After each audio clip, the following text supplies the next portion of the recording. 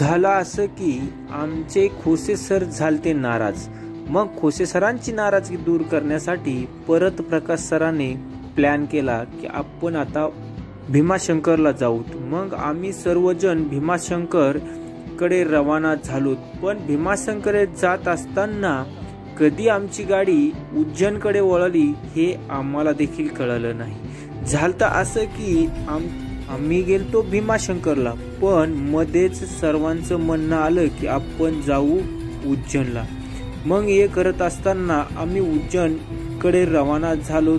मग गाडीमध्ये मस्त मौज मजा करत आम्ही उज्जैनचं दर्शन घेण्यासाठी सर्वजण मोठ्या उत्साहात निघालो।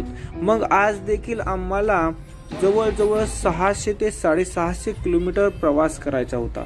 सोबत ना बॅग ना कपडे, कोणी काही घेतलं नव्हतं। अचानक प्लॅन झाल्यामुळे आम्ही सर्व डायरेक्ट उज्जैनकडे रवाना झालो। उज्जैन हे मध्य प्रदेशमध्ये इंदोर या जिल्ह्यामध्ये येते। मग आपले राज्य सोडून आपल्याला दुसऱ्या राज्यामध्ये जायचं म्हटलं की आपली तयारी ही चांगली असली पाहिजे। आपल्याकडे सर्व गोष्टी चांगल्या असल्या पाहिजेत। त्यामुळे आपण गाडीला देखील तसं केलं होतं।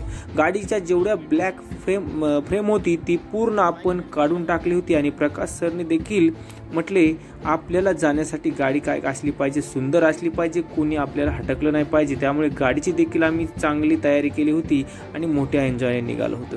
मग सर देखील उत्साहात होते, जाधव सर देखील उत्साहात होते आणि सर्वच आम्ही जण मौज मज्जा करत इंदोर या दिशेने रवाना झालो। इंदोर मधून जवळजवळ 70 ते 80 किलोमीटर उज्जैन येथे। मग उज्जैनचा प्रवास हा जास्त असल्यामुळे आमच्याकडे 4 ड्रायव्हर असल्यामुळे आम्हाला कसल्याही प्रकारची भीती नव्हती। मग आम्ही सर्वात प्रथम लागलो तर समृद्धी महामार्गाला, म्हणजेच हिंदू हृदय सम्राट बाळासाहेब ठाकरे महामार्ग, या महामार्गाला आम्ही लागलो। मग या महामार्ग म्हटलं की या महामार्गाला खूपच गाडी चालवायला खूप एन्जॉय येतो। गाडी म्हणजे एकदम सुसाट चालते आणि कसल्याही प्रकारची भीती नाही। फक्त आपली गाडी सुंदर असली पाहिजे, आपल्या गाडीचे टायर देखील सुंदर असले पाहिजेत, चांगले असले पाहिजेत।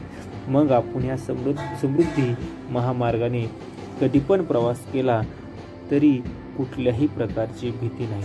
आणि आपण जात असताना एवढं सुंदर हा समृद्धी महामार्गावरून आपल्याला जो नजारा आहे तो नजारा पाहायला मिळतो।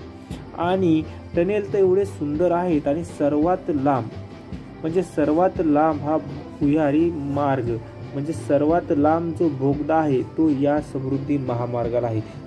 या महामार्गाने आम्ही निघालो होतो। मग आमच्या जोडीला सर म्हटलं की डान्स होणार नाही असं नाही। मग पहा,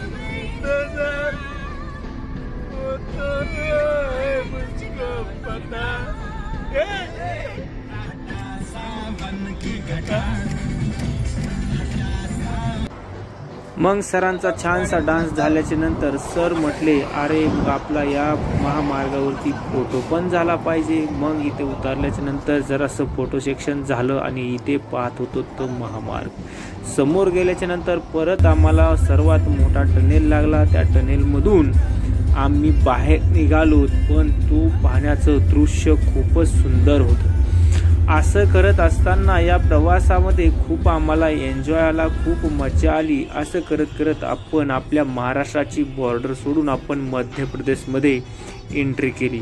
मध्य प्रदेशमध्ये गेल्याच्या नंतर आपल्याला खूप सुंदर असा अनुभव आला। त्या ठिकाणच्या लोकांचा देखील आपल्याला अनुभव आला आणि त्या ठिकाणी रस्त्यांचा देखील आपल्याला अनुभव आला। खूप असं सुंदर पद्धतीने त्या ठिकाणी रस्ते होते आणि सुंदर पद्धतीने आम्ही त्या रस्त्यावरतून जात होतो। मज्जा करत करत आम्ही उज्जैनमध्ये एंट्री केली। उज्जैनमध्ये एंट्री करताच आम्हाला समोर खूप असं सुंदर नजारा पाहायला मिळाला आणि सुंदर अशी लाइटिंग, सुंदर असे झेंडे आणि सुंदर असा रस्ता पाहून मन प्रसन्न झालं।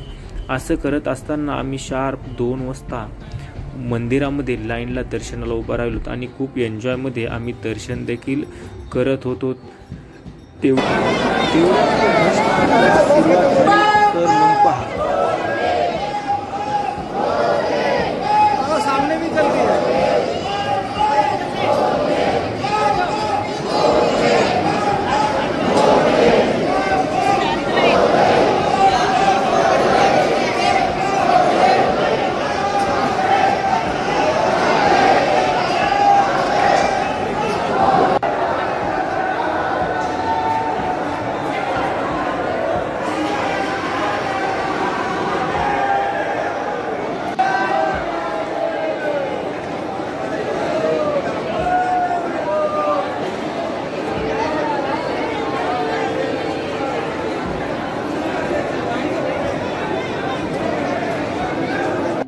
मंदिराचा जो परिसर आहे तो परिसर खूपच सुंदर आहे. वेगवेगळ्या मूर्ती त्या ठिकाणी गेल्याच्या नंतर ते आपल्याकडे आकर्षण करत आहे.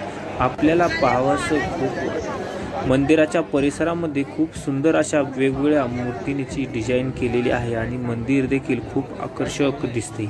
मंदिराचे जो कळस आहे त्या कळसावरती देखील खूप सुंदर अशी लाइटिंग केलेली आहे. मंदिराच्या भोवती चारी दिशेने पाणी आहे. मंदिराचा मुख्य हा गाभारा आहे. मंदिराच्या गाभारामध्ये मोबाईल जास्त अलाउड नसल्यामुळे मी तुम्हाला जास्त काही दाखवू शकत नाही. मग अशा पद्धतीने आमचा उज्जैनच्या महादेवाचे दर्शन झाले. या निमित्ताने सर्वांनी कमेंटमध्ये लिहा हर हर महादेव. चला तर मग आता धन्यवाद.